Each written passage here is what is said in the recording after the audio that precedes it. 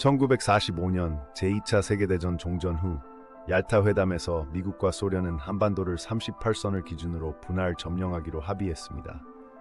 이 결정은 냉전의 시작을 알리는 신호탄이었으며 한반도를 이념 대립의 최전선으로 만들었습니다. 1948년 남한과 북한의 각각 정부가 수립되면서 분단은 고착화되었고 이는 이후 한국전쟁 발발의 주요 원인이 되었습니다. 1950년대 초 미국은 소련의 공산주의 확장을 저지하기 위한 봉쇄 정책을 펼쳤습니다.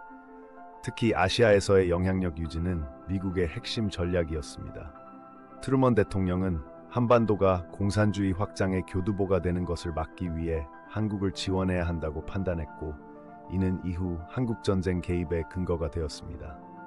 1950년 6월 25일 북한군은 기습적으로 남한을 침공했습니다.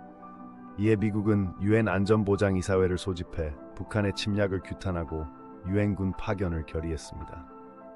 소련이 거부권을 행사하지 않은 틈을 이용해 미국은 국제사회의 지지를 받으며 전쟁에 개입할 수 있었습니다. 이는 냉전 기간 중 미국의 첫 군사 개입이었습니다. 1950년 11월 중공군이 대규모로 한국전쟁에 참전하면서 전황은 급변했습니다.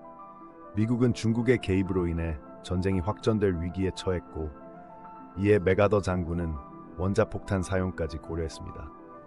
그러나 트루먼 대통령은 전쟁 확대를 우려해 맥아더를 해임하며 위기를 관리했습니다. 이 시기 미국은 동아시아에서의 영향력 상실을 가장 크게 우려했습니다. 한국전쟁은 일본에게 뜻밖의 기회를 제공했습니다.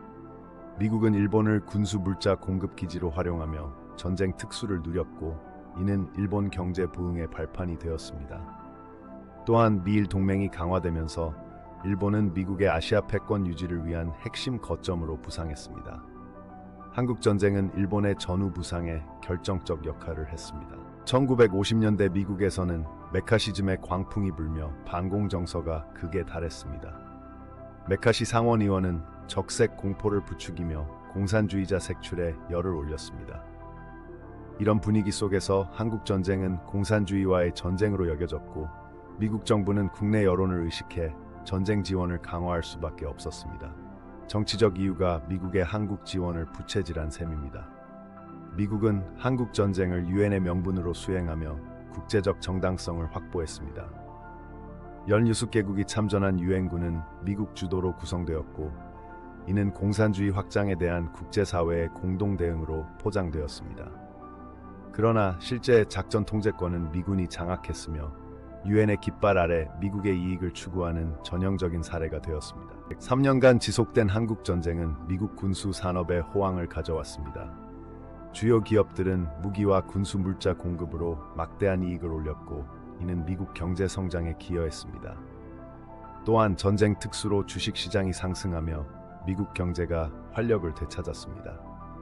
한국전쟁은 미국에게 경제적 이익까지 가져다준 전쟁이었습니다. 한국전쟁을 통해 미국은 한반도의 전략적 가치를 재발견했습니다. 한반도는 동아시아에서 공산주의를 봉쇄하는 최전방 방어선으로서 중요성이 부각되었습니다.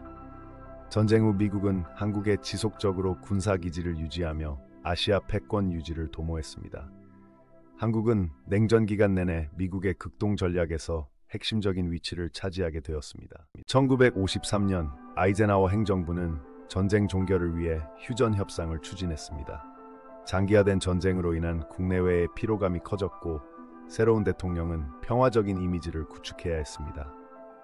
휴전 협정은 미국이 전쟁에서 승리하지 못했지만 체면을 살리는 정치적 타협이었습니다.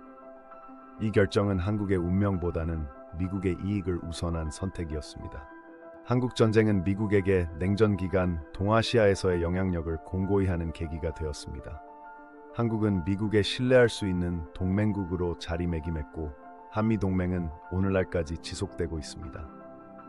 또한 일본의 부상과 아시아에서의 미국 패권 유지는 한국전쟁이 남긴 가장 큰 유산입니다. 전쟁은 비극이었지만 미국에게는 전략적, 경제적 이익을 가져다준 사건이었습니다.